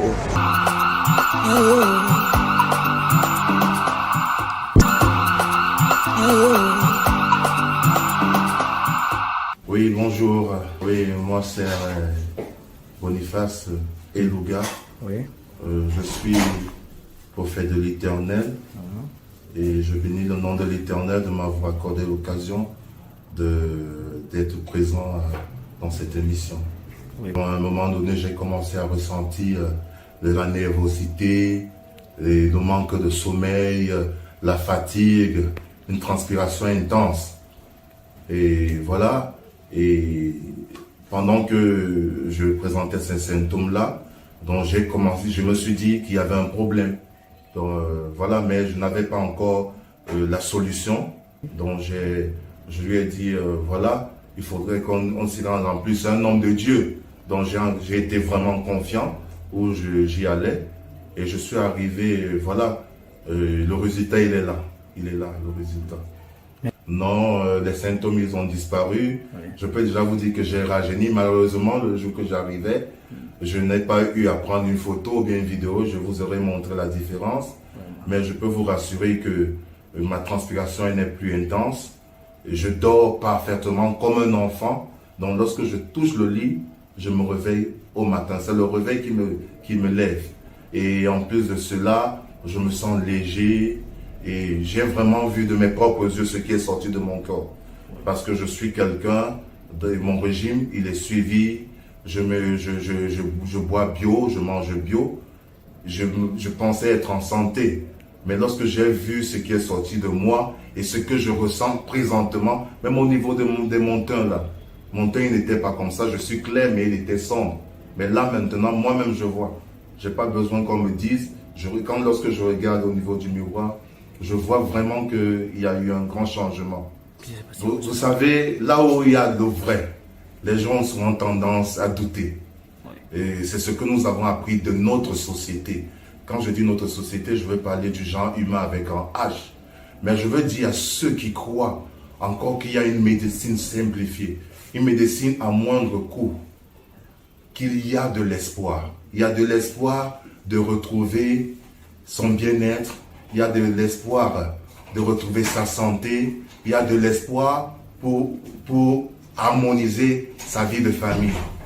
Vous savez, beaucoup de choses ont changé. J'étais tendu, madame était tendue, et il n'y a pas, la spiritualité est essentielle pour nous en tant que serviteurs, mais tout ne se règle pas seulement avec la spiritualité. Nous avons besoin également de la santé, de la médecine. C'est Dieu qui a inspiré l'homme, et je bénis le nom de l'Éternel pour le docteur Brian, qui a su faire les deux choses. Ça veut dire soigner des gens médicalement avec la médecine professionnelle, c'est-à-dire celle qui est reconnue à grande échelle, médecine générale, et maintenant, et la médecine spirituelle. Oui. Donc les deux font un travail énorme. Oui. J'ai vu beaucoup de personnes âgées, des personnes démunies venir et se faire traiter en moins de coût et rentrer avec le sourire. Et nous avons pour mission d'apporter le sourire. Et j'invite tous ceux qui ont des problèmes, que vous soyez à Kinshasa ou au-delà, venez voir le docteur Brian. Et avec Jésus-Christ, qui a toujours été son soutien, vous ne rentrez pas dessus. Moi, je suis content. Je viens témoigner parce que l'Éternel nous a dit de témoigner. Lorsque c'est vrai, lorsque c'est bon, il faut témoigner. Voilà, merci beaucoup, chers téléspectateurs. Émission Bokono Pelo Biko, eza émission éducative. Voilà, tous docteur Kono Platini Malula, docteur Brian Aoutuko Loblabiso, tamoula la maladie de tension. Yo suko di Loblabiso par rapport à la maladie, il y a diabète, docteur Platini. Merci. Diabète eza moko ya ba pathologie soit ba maladie oyo ezotunsa batu ebele na kala toyebaki ke diabète ezalaki maladi moko ebandaki kotouche kaka bato mbongo mais lelo oyo bato ebele bazobela diabète esengeli na biso tobana kodévelopper système ya kocontrôler sukari na biso ntango nyonso parce que bastyle de vie na biso ezovivre eza malamu te ozomona mutu avant na télécommande alinga kodéplace te alinga kosala sport te via sédentarité azolia sukali mingi ezosala ke mutu wana azwa obésité et puis suka pancréas kobeba parce que tant tozolobela diabète tozomona to ya sukali ya mutu ezomata likolo ya normal et que kozala soit obésité na diabète de type 2 soit kozala par déficit ya pancréas soit pancréas mutu wana ezu problème wana ba ka diabète ya type 1 c'est-à-dire diabète eza malade oyo okoko sakana na ngote eza malade okoko boma yo eza maladie ko peut même AVC bato bakanisaka ke AVC ezalaka kaka pour la tension. Non, même maladie à diabète ekoko memelo yo AVC, maladie à diabète ekoko sala ke soki est développé et ke mulai ekoko sala ke bakate même lokolo. Ezana mutu musuzo mona ozo suba suba kaka mingi okomi kotoka mungongo ezokauka ozo comprendre te ozo konda ozo comprendre te eza nini misu ekomi molili yo zawana ovandi kaka na ndako nazo singa na batelo lenge wana boya na club de santé. La santé c'est la richesse awa toujours traiter toujours pe sa solution na maladie lokola ya diabète. Nabi que partout bozo kene bazo to bola mnoka batonga mais solution à diabète eza en club de santé awa to ko tshona machine wane ko sala ni ekolongola saleté nyonso tout o ba cholestérol o nyonso tout evanda parce que toxine soit salité na kati na moto et ka ba dysfonctionnement ya organe na club de santé machine ezali ezolongola ba saleté wana nyonso tout. À part ça, dans le club de santé, tout ça n'a supplément alimentaire, tout ça n'a produit naturel. Autre que qu'on ça yo et qu'on booster même pancréas na yo, à qu'on calcule sur qu'on produit insuline normalement. Voilà. Na so beng ça, batu nyos so landanga. Ezalo za mobola, ezala ozamu konzi. Ozala na mbongo, oza na mbongo te yaka bisu toza awa lokola ba expert na domaine ya santé to kotalisa yo ni lokoy ko sala peut oza solution na problème de la santé. Voilà. Merci Beaucoup chers téléspectateurs. Club de santé est zoami na quartier de mon homme, na district Samo Amba, na commune de Matete quartier de mon homme, avenue Poids Lourd numéro 64 45. Il y a un club de santé, sozami tourne bela ko tuna benga na numéro wana, s'opposant à crédité bipé. Au moment où l'équipe moko, il y a réception, bazana pour répondre à ma question nyonso, yambo te bazong sango et pas ba minganga, o bazaba expert na bokono nyonso oyo etangan awa. Docteur Brahim Semtomo, tozo kende vers la fin, il y a émission lelo, il y a 2023, bokono pelobiko. Alors docteur, batebele batunaga, émission to salagi wana maman lobi a dit que non. Soki ba papa ba kufaka mingi eza par rapport à etamboli mabe ya ba papa. Est-ce que ça etamboli par rapport à nini? Papa ngoza na njazi moko te. Est-ce que njazi? Njazi zani? Njazi. C'est njazi. Oui ba njazi. Ba petit ami. Voilà, ba papa ngoza na njazi moko te. Ba charge wana nde ono ma papa mina liwa docteur. Yo le kamo lo belango. Bon ba sugar daddy. Moni ba papa wana ba sala bo. Abalaki à cause de problème azalaka na ngoli bosso na moment anatanga azalaki je sikoyo mwasi na aliye mingi akomi monene makasi taya bala échanger sikoyo akomi kutala ba bakamuke yo koma sikoyo eloko moko vage mokesili parce que petit ami oyo zui azana besoin ya 5 parce que azana énergie sikoyo pour ko lukozwa ozo matiti ozo ba biloko omela ozo la solution siko tango zana shabluka wapo eba wewe na wekika utokufa na chambre na mwasi bana baswana alingi yote alingi ndembongo lobaki opoza na mbongo ya preoccupation ye bo kendo kufa parce que tango komela bakiso wana tension ekomata bakisi nyoso to babenga ka ba stimula ba viagra ba stimula wana oyo ebuka ba beto ba birin bakisi wana nyoso tu epesa ka tension siko bakisi wana timu kolekolo wana zote na inda kubika tension ce qui l'ongwete ko continue toujours ko causer ba problème. OK. Et le docteur Patina le pour la maladie ya sukali. Bantu bazomi beta batonga chaque jour. Mais nanu asala même examen te ya kuyeba pourcentage ya insuline azana ngona makira. Tant musu pancréas n'est un problème te. Vous comprendre?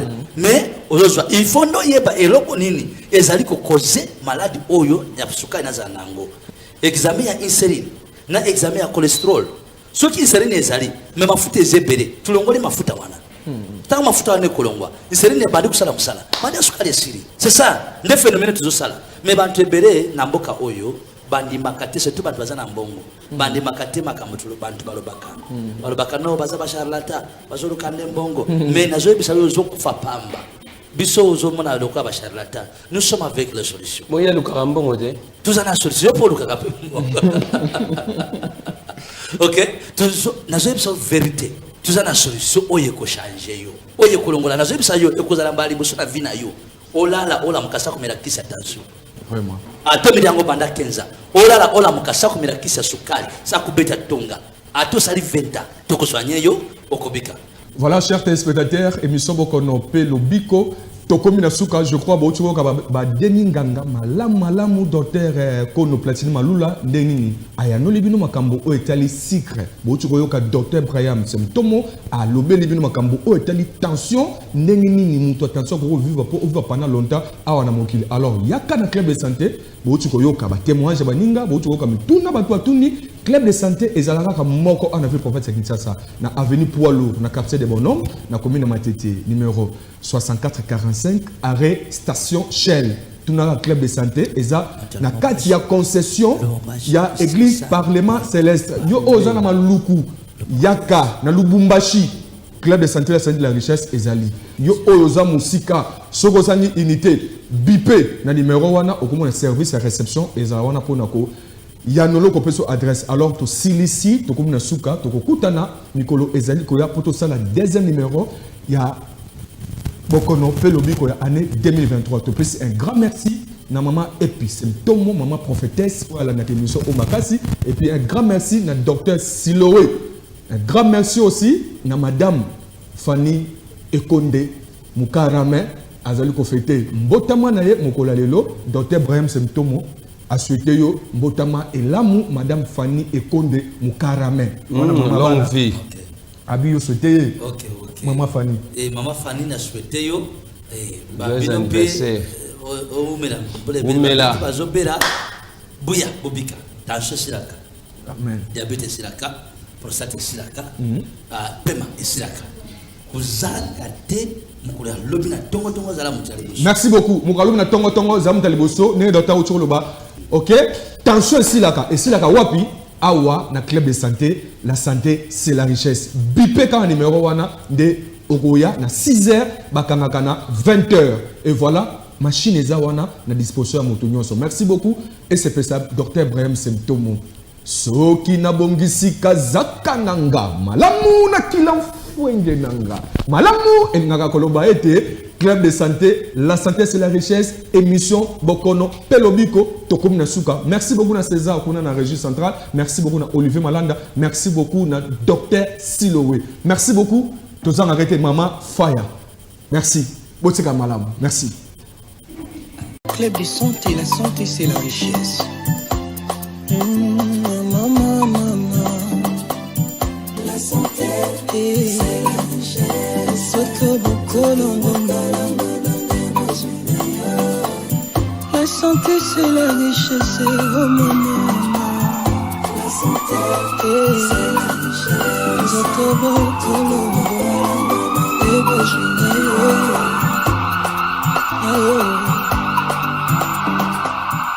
La santé c'est la richesse, oh maman. La santé c'est la richesse. Soto Bokolo.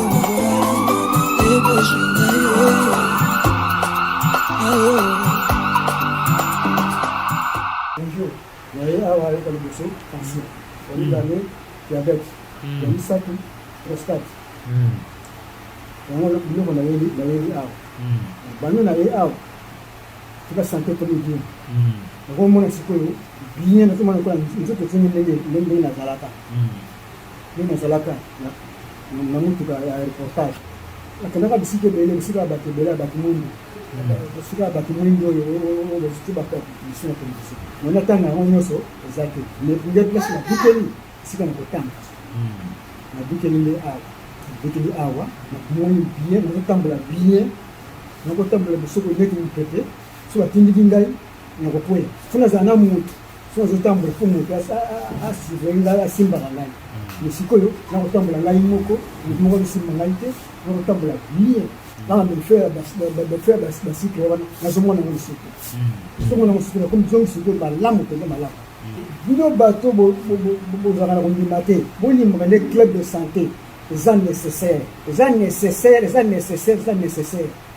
po ngai moko nabiki na club de santé bokalangana te nde bokenda bisika ya mbilinga oyo ezanga ntina boya awa mbongo mpe aza ne chere te ajardin moto bongo alishisaka moto mbongo.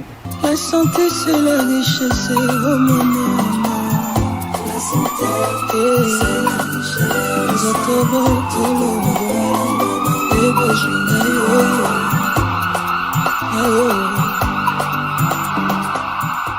Merci beaucoup, chers téléspectateurs. Je crois à Bouti Kolanda, Bato Bayo Kaka, puis Bato Serapi Basale Laka. Voilà, témoignage et bien dans cette émission. Alors, sans plus tarder, nous présenté Binoba, invité dans un remarquable Dr. Brahim Semtomo. Hello. Hello. Thank you very much. Okay. Dr. Platini Konomalo Lambote. Mbote papa, merci beaucoup. Voilà, chers téléspectateurs, émission Bokonope Lobiko, eza émission Rosa suivi na moment où on a dit que TV na banda ku maman, si quand on moussa au salawana, papa zano concentré, il a dit que na ba bureau, partout besoin na biso, na ba différentes chaînes ya télévision, on insiste à émission Oyo et les kakaka awana aba télévision te, nous avons différentes chaînes ya télévision Oyo émission Bokonope Lobiko et les kakaka toujours na souci ya kusunga bana mboka pour na lutter contre Bokono. Ya ndenge na ndenge yango bengaka émission Bokonope Lobiko na ba minganga ona yambaka bazaba au 4 na kati ya club de santé. La santé c'est la richesse. ONG munene oyo ezali ko sunga ba congolais na ba congolaise, pourquoi pas ba étranger au ba uta rappel libanda ba Cameroun, ba États-Unis, ba zoya ba Angleterre, ba zoya ba témoigner misala bitoko sema na club de santé. La santé c'est la richesse. Toujours na avenue Poids Lourd numéro 64 45 na commune na Matete quartier de Bonhomme na district ya Moamba.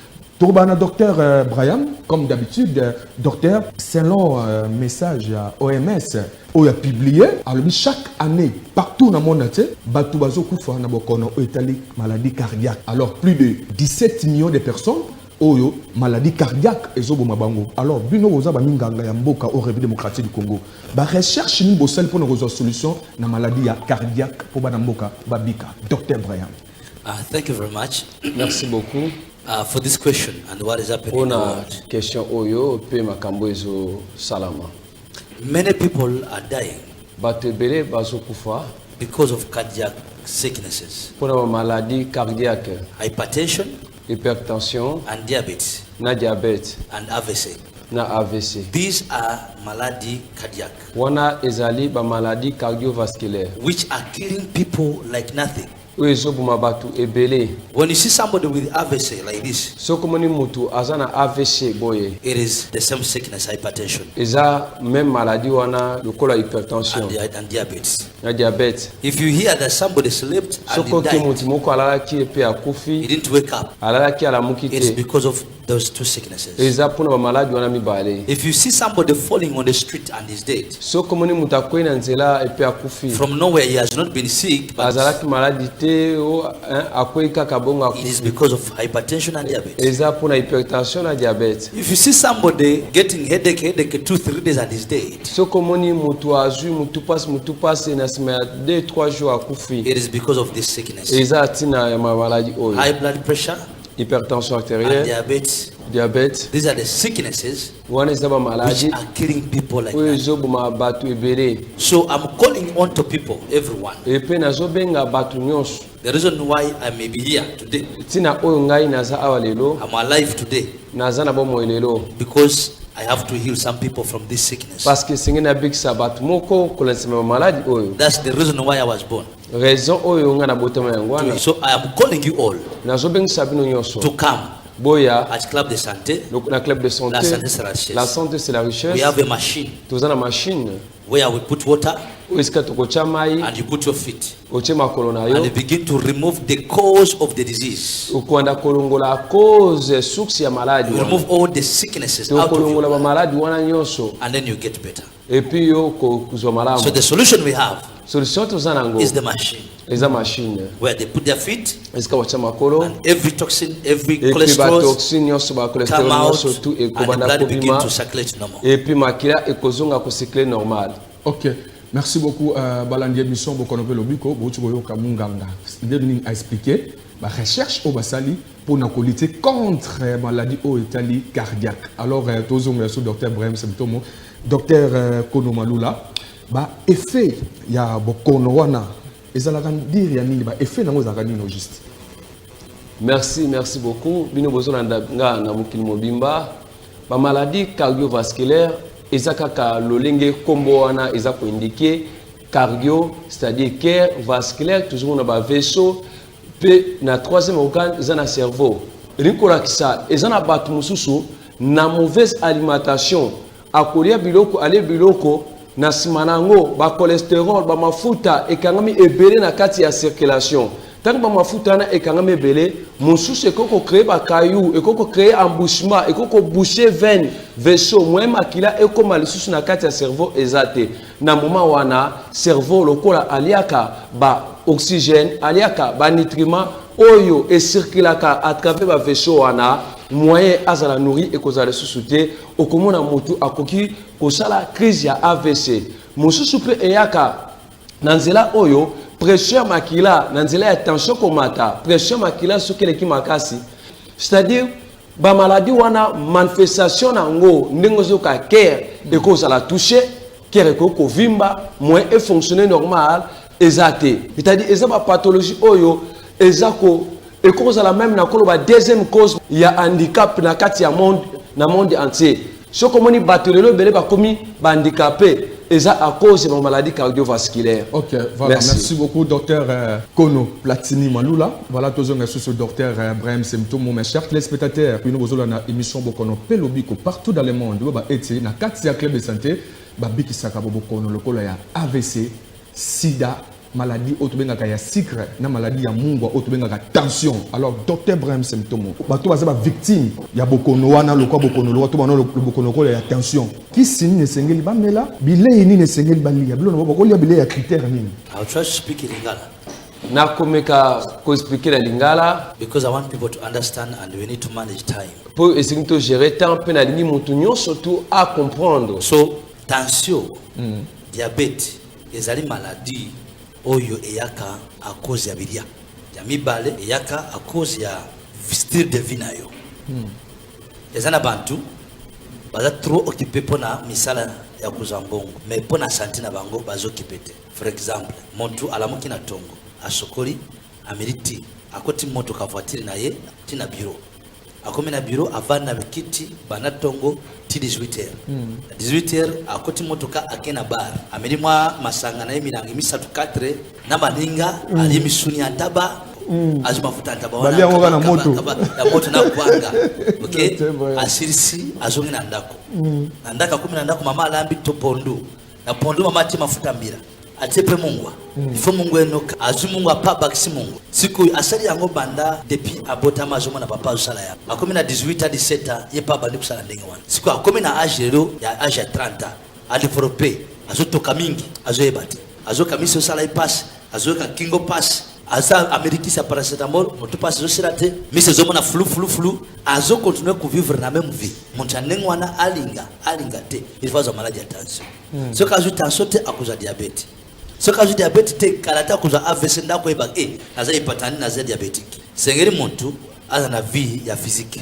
Pour éviter azo maladie ya diabète te attention te. Et sengeri muntu a éviter mafuta ya mbira. Si mafuta mbira kakate, il faut éviter mafuta ou ils na cholestérol. Même les médicaments. Tukubana na cigarette. Ou ils cigarette. Bino ba mususu zola nanga umira ka cigarette. Muntu attention soka kontrol kumira cigarette liwa. C'est vrai. Tumba ko liwa. Mutu attention esengera mira masanga te esengera mira cigarette te ezana ba déjà soka miri cigarette abanu ka mutu pass azoka vertige mais azoko no kumira kaka ezala bantu musu bazimira ka masanga ezala ve ezala whisky ezala eloko nyoso bati alcool soko miri yango ekupensa ekomasa tension mutu attention esengera amira alcool te esengera mira café te zo atome sana ba café ona zo makasi mais café wana eza mabe soko mira ka café lobby okubela tension o matokita je vous dis la vérité siko cigarette ba kominini ba lobinini na lingala c'est-à-dire komela eza mabe pona santé mais bazoteka yango soki muntu asali cigarette ya komi boité bakanga société na bakufutisa yi mais bazondima etekama pourquoi pas bantu baza addicté na yango mais eza biloke dimino ka via muntu OK naba oba miraka te bakufaka bo muntu amiraka kupesa rezo ba oba miraka cigarette te bakufaka te oba miraka masanga te bakufaka te oui bakufaka pesa na mutu azomela ngona nzela tanga azomela ngona nzela na mutu aza pemene pe azo consommer même quantité lokola ye na moni lelo oyena ba bele awa nalingi vraiment na sunga peuple kusunga yo oyo ekusuka awate na zobengisa yo oya na club de santé, la santé c'est la richesse. Benga na numéro de téléphone wana pour na fixer rendez-vous na yo tukutana tu soigner yo. Tulongola ba cigarette yo mira, tulongola masanga yo mira. Pour essayer de causer des problèmes. OK, ba mtu mswa zolo bangana zana tashote. Emataka ngatango na botaka mwana. Depuis la pesa qui se kita. Mais est-ce qu'on contrôle la kango combien de fois? Tango nyo sezo matezo ebate, ezo bebisa kere, kere kuvimba, soit bare. Yo pe papa koza le kwesa kiyo. Combien de fois t'as sa attention? C'est pourquoi dernière fois na lobaka na bino ke il faut so komoni ozana âge à 24 ans mois. Na ndako na yo kozangi sa tension traité. Même à toza mobali. Mais c'est tout mobali à partir de l'âge à 30 ans mikolo yo tension zo bana ba 30 trop. 30 ans chaque après 5 ans. Montunyo surtout, zo taisa la kanini e fongwamaka. À chaque fois pour oyezoya il faut s'attendre que et qu'il y a un problème. Mobali so comme na 30 ans libanze koya, tala libanze nanga. Yami bale libomo vente ekoya siko libomo soke iye mobali nyosa zana libomo na 100%, OK, 80% bazana tension mobali nyosa zana libomo, OK, il faut garder le taille. Siko ba mama na kisa sa awa bango soka kotina libala un mois 2 mois 3e mois avant même akuta na libala ils en a produit mikolo yo bazo que nous komela pour garder taille c'est comme on va produire wana ngazomela au fur et à mesure c'est protéine azua munene et ko sala que tension pesa la nini et mata ba produit wana zo parce que dozo ba sa graisse wana mafuta izo mata ebele cholestérol wana ils ont empêché circulation maculaire ça la malamu bazo benga kutu vitamine mais za vitamine T eza ba protéine protéine za nini protéine za mafuta siko mafuta wana chaque fois ya likolo ya baseruru ezo comme étouffé.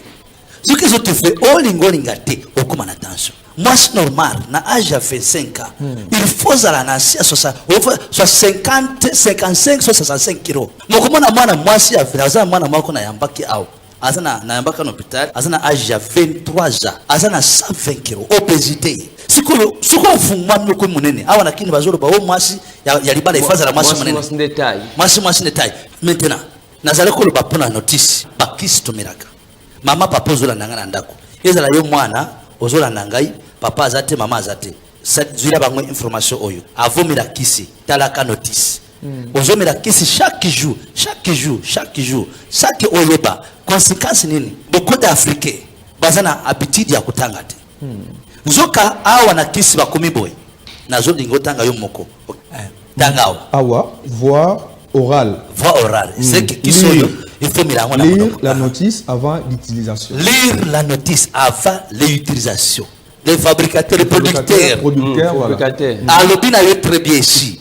Que avant que ozwa kisi na ye, il faut d'abord otanga. Ce qui me dit ça comme le kisi, OK na ndako, obini kisi et ça une réaction à ma paix. Ozongi na hôpital, oyebisi docteur nazo kende kufunda yo, pour komeninga kisi à ma paix. Docteur akolba mama, na komera ko kisi. Wapi pake yake? Obimisi pake ya kisi. Bimisa papier za nakati. Balobini ni wana, balobitanga ava o utiliser. Est-ce otanga ki, mina tanga kite. Docteur alobisi ko wana etaliyo, etalingate. OK, docteur mina kata likambo. Otikali mo ko sofia. Kisi oyo na befe na papier oyo batiye. Ndio mama mwana bimisa papier oyo. Eza na eloko bengi effet secondaire. Eza trop dangereux parce que ezo bakisa maladie mususu na kati ya nzoto. Nazo nengo mozo mona ngwana TV siko papier oyo bakomi. Mais bakisi nyoso na effet secondaire na yango. Soki omeri yango po esunga na maladie ya tension. Ekovimbisa makolo. Ekopesa ba picotima. Mais ozoka ba picotima. Depuis que la kisi, balobike et kopesa yo insomnie okulala te. Nzoka soki olalite, ozana tension olalite, tension salinini e mati. Moto ya tension senga sala nini alala. Mais kisi ozomela, ezana effet secondaire que soko meri yango okulala te. Sikoyo, na sima nango bakubakisiro kisi mususu ya pongi. Kisi mususu wana bakomike, soki aza mobali epesa ke faiblesse sexuelle. Même tension pesa faiblesse sexuelle. Maintenant qui se zone nango pesa faiblesse sexuelle. Balobike kisi wana epesa ka palpitation de cœur. Mais depuis mira kisi wana avant milango zaki na tension ezopesa motima. Maintenant kisi yango ezopesa motima. Balobike kisi oyo ezoke ne komatisa calcium ekokoma ebere. Ne effet secondaire. Mais si kota calcium ekokoma ebere, yebisanga okoma na problème ya hypocalcémia. Yango pesa malade. Si on demande à docteur que tete nenge calcium est comme béré, il faut que tu kata kiso, tu changer. Tu peux essayer kiso est bloquer calcium. Donc peut essayer oyo est bloquer calcium, molécule est bloquer calcium. Ya ma peut molécule ko bloquer calcium après on commande boy l'articulation commence à la passe mais quoi commence à la passe pourquoi calcium est comme insuffisant c'est qu'on a aucun problème sur ce rhumatisme arthrose rhumatoïde facteur rhumatoïde comata aucune maladie mususu si qu'on doit na ko banene tout changer si ko tu peux ça y est qui sont ekolongola ba nini ba mamaye asuba mingi omedi yango osubi tango zomela kiswana plasma na makire ko diminuer tant plasma ko diminuer parce que na ko comme déshydraté c'est comme déshydraté on ko comme na problème ya augmentation ya globine rouge so globine rouge est augmentée on commence qu'on a risque ya AVC accident vasculaire cérébral pour makire ko bana kupagire siko na ko ba siko awa il faut tout kata siko tout ça y est qui so yeko comme ça makira mai bazu kiswana ba pesio pour makire ko manini mai siko okomi kumira chaque kisi ozomira déjà na ba problème na yango na zo benga bino soki omiri ba kisi banda tango molai yaka na club de santé to kotie na kati ya machine et bandi kubimisa ba kisi wana basalité ba toxine parce que toutes choses là les effets c'est la cause de toxicité des médicaments. OK? C'est comme si on a un club de santé, tu viens à la machine, tu bandis que l'on a la salité wana. La salité wana tangi okobima. Même ma futa o les excès cholestérol les excès ekobima. Au comment on a marqué bando c'est normal, mais ceux qui déjà qui ont un problème, nous na club de santé, nous avons une solution. Ya kusanya maladie wana. Ozana mwana zana asthme umeri, tu sais recherche na biso na ba 4 domaines. Il y a des maladies qui sont dérangées. Vous avez la base de la mortalité. Mortalité, tension, diabète, rhumatisme, asthme et prostate. Prostate, c'est ça qui est 5 maladies. Ceux qui ont des maladies, yaka. Et béré bazolo banabango ke azali na malaria. Mais la malaria, c'est attention. Si ko yo tuzali wana à partir de 4h na 20h. Ezali malamu obenga na numéro affiché wana pour fixer rendez-vous. Atoko ya et moi prita benga déjà au fixer rendez-vous na yo mukolo oyo okoya. Ezali kambo ya mbongo te onazana mbongo te onazana mbongo te négligence c'est trop. Voilà, merci beaucoup chers téléspectateurs. Je crois que nous avons dit que les ngonga na kosenga na César, tozonga na régie, tozo batoyo obayo kaka. Enseignement oyo bama ana deminganga à part bango tozo le sous bato oyo ba posa ki ba question na bango par rapport à maladie oya cardiaque oyo la base ya to ya mortalité partout dans le monde et bon tozo docteur Brian et puis na docteur Kono Platine Maola. César qui toko production, c'est parti. Je te révèle qu'il y avait ces amants, Batambongo, Yamikolo, mais au moins la minute AVC, moi, il y a 10 ans, 12 ans à AVC. Tu vois, comme AVC, en tout cas, il faut que l'équipe est mince. Tu as formé l'équipe trop dans le Congo.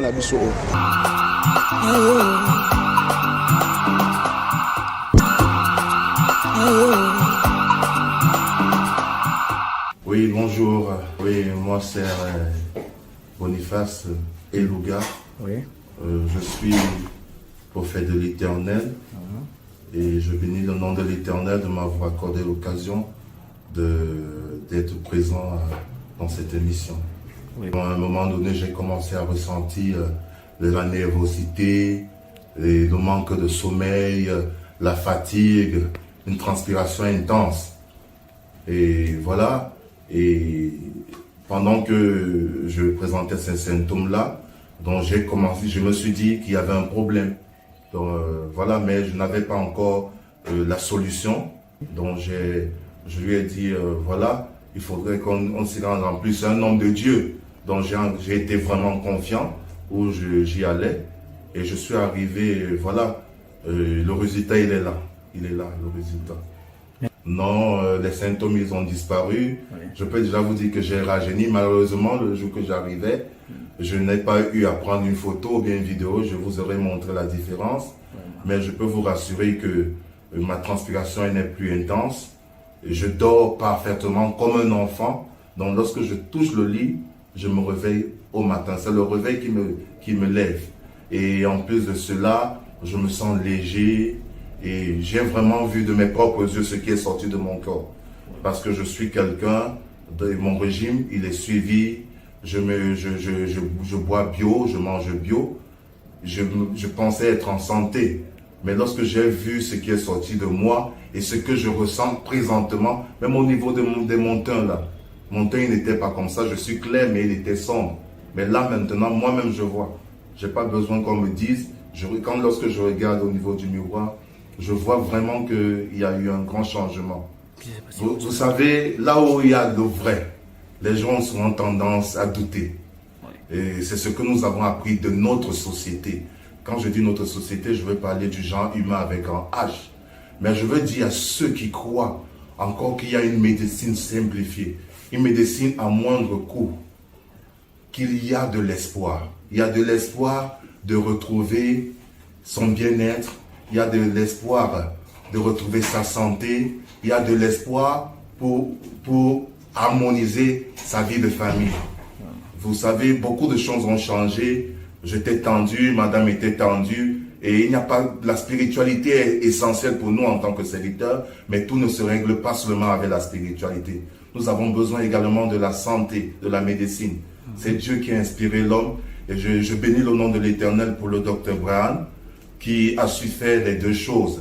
Ça veut dire soigner des gens médicalement avec la médecine professionnelle, c'est-à-dire celle qui est reconnue à grande échelle, médecine générale, et maintenant, et la médecine spirituelle, dont les deux font un travail énorme. J'ai vu beaucoup de personnes âgées, des personnes démunies venir et se faire traiter à moindre coût et rentrer avec le sourire. Et nous avons pour mission d'apporter le sourire. Et j'invite tous ceux qui ont des problèmes, que vous soyez à Kinshasa ou au-delà, venez voir le docteur Brian. Et avec Jésus-Christ, qui a toujours été son soutien, vous ne rentrez pas dessus. Moi, je suis content.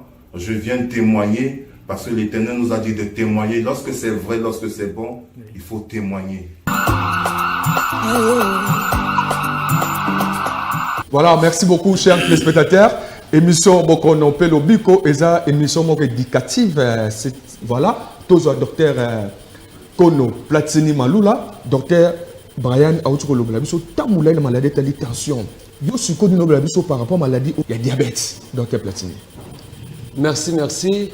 Diabète eza moko ya ba pathologie soit ba maladie oyo ezotungisa bato ebele na kala toyebaki ke diabète ezalaki maladie moko ebandaki kotouche kaka bato mbongo mais lelo oyo bato ebele bazobela diabète esengeli na biso tobana kodévelopper système ya kocontrôler sukari na biso ntango nyonso parce que bastyle de vie na biso ezovivre eza malamu te ozomona mutu avant na télécommande alinga ko déplacer te alinga ko sala sport te via sédentarité azolia sukali mingi ezosala ke mutu wana azwa obésité et puis suka pancréas ko beba parce que tant tozolobela diabète tozomona to ya sukali ya mutu ezomata likolo ya normal et que kozala soit obésité na diabète de type 2 soit kozala par déficit ya pancréas soit pancréas mutu wana ezu problème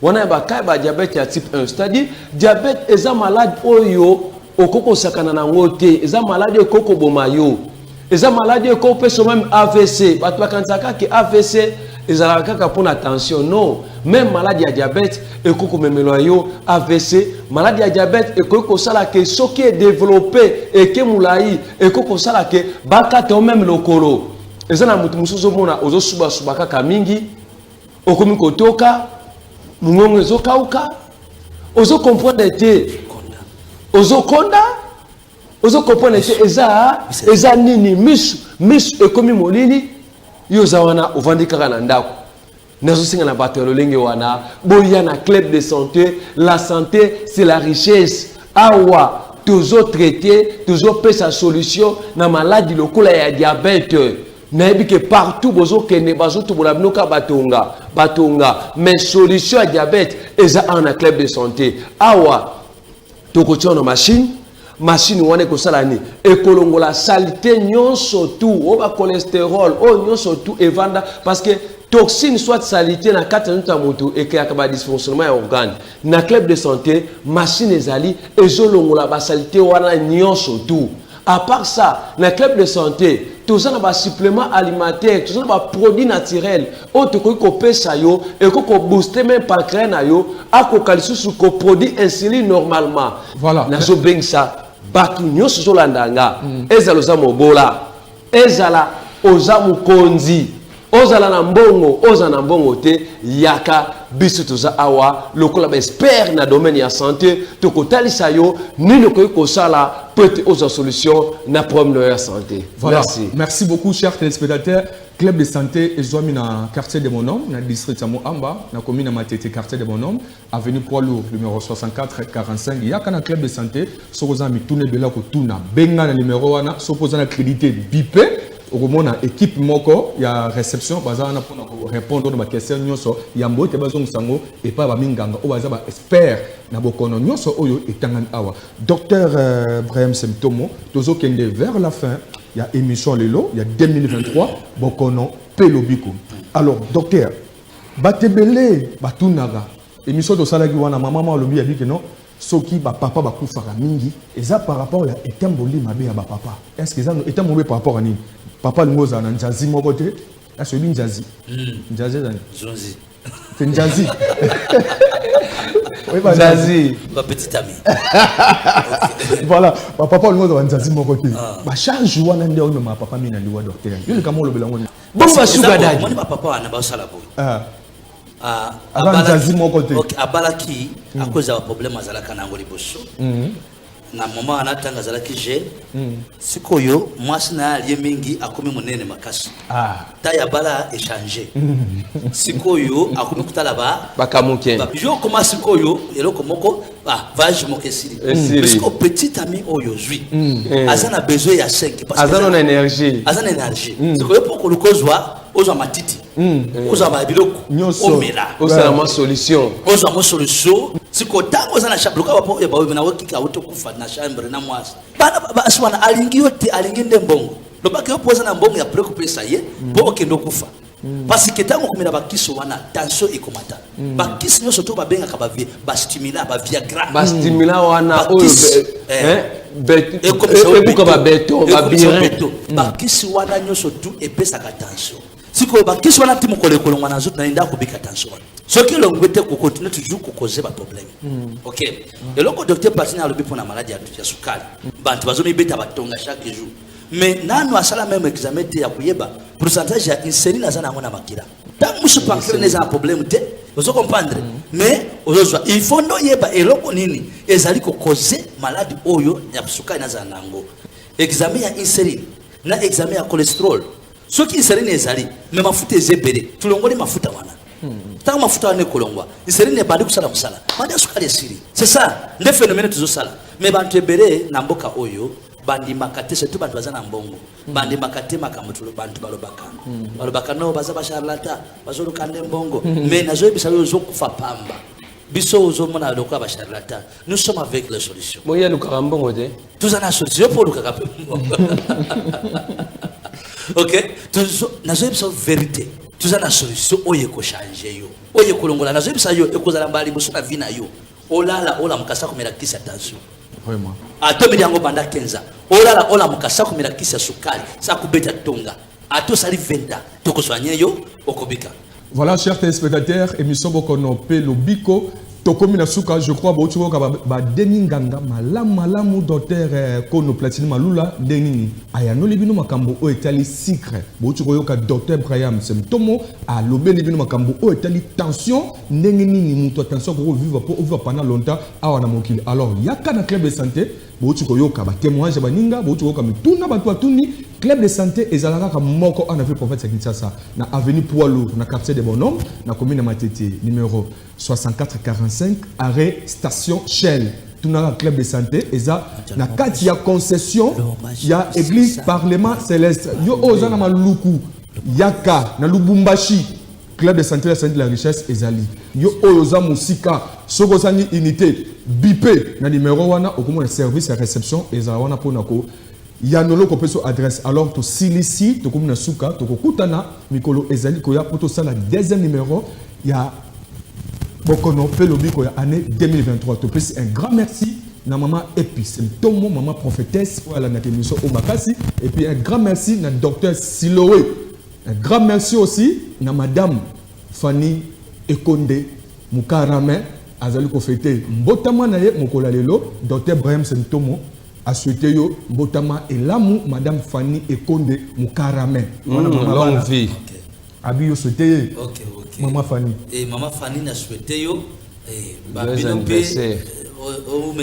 Umela bazobera buya bobika tension silaka. Amen. Diabète silaka, prostate silaka, pema silaka.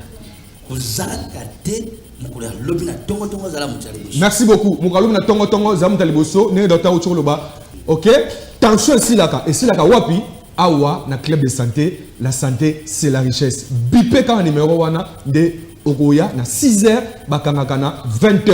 Et voilà, machine ezawana na disposition à motonyoso. Merci beaucoup et c'est ça docteur Brahim Symptôme.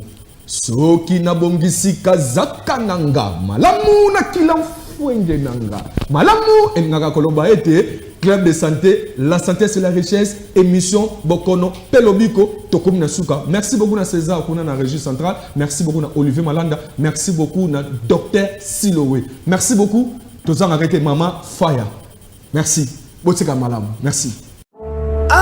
Allez, annonce du centre hospitalier Abba. Suite à une forte demande du public, le centre hospitalier Abba prolonge sa campagne médicale d'ophtalmologie pour 6 jours supplémentaires à partir du jour où vous entendez cette annonce. Ah oui, pendant 6 jours supplémentaires, consultation gratuite, lunettes pour la vue de près, presbytie gratuite, dossier médical gratuit, tous les examens d'ophtalmologique à seulement 35 000 francs congolais. Et rappelez-vous, à Kinshasa, les problèmes oculaires les plus fréquents sont erreurs de réfraction, myopie, hypermétropie, presbytie, cataracte, première cause de cécité, glaucome, tueur silencieux des yeux, conjonctivite, yeux rouges, démangeaisons, maladies oculaires liées au diabète et à l'hypertension, problème de l'enfant, strabisme, l'œil paresseux, carence en vitamine A. Venez vite au centre hospitalier Abba sur l'avenue Poids Lourd numéro 6445 des Bonhommes,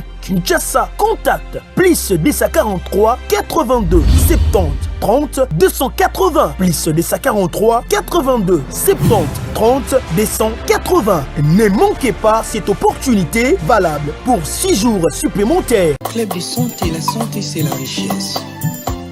Maman, la santé c'est la richesse.